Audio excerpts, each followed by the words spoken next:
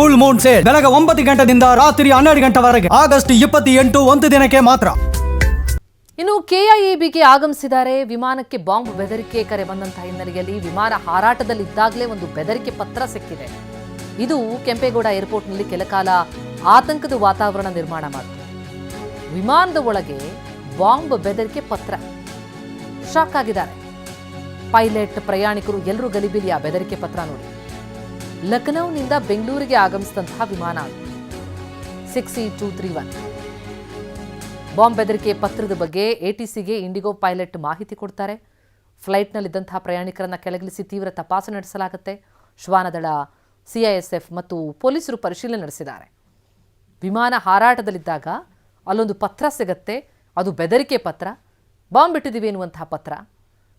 ವಿಮಾನದ ಒಳಗೆ ಈ ಬಾಂಬ್ ಬೆದರಿಕೆಯ ಪತ್ರ ನೋಡಿ ಎಲ್ಲರೂ ಶಾಕ್. ತಕ್ಷಣವೇ ಈ ಬಗ್ಗೆ ಮಾಹಿತಿಯನ್ನು ಎಟಿಸಿಗೆ ಪೈಲಟ್ ಹಂಚಿಕೊಳ್ತಾರೆ. ಲಖನೌನಿಂದ ಬೆಂಗಳೂರಿಗೆ ಬರ್ತಾ ಇದ್ದಂತಹ ಇಂಡಿಗೋ ಫ್ಲೈಟ್ ಅದು 6E231 ವಿಮಾನ. ಫ್ಲೈಟ್ನಲ್ಲಿದ್ದಂತಹ ಪ್ರಯಾಣಿಕರನ್ನ ಬರ್ತಿದ್ದಂತೆ ಕೆಳಗಿಳಿಸಿ ತೀವ್ರ ತಪಾಸಣೆ ನಡೆಸಲಾಗುತ್ತೆ. ಶ್ವಾನದಳ, ಪೊಲೀಸರು, ಸಿಐಎಸ್ಎಫ್ ಪರಿಶೀಲನೆಯನ್ನು ಮಾಡಿದ್ದಾರೆ.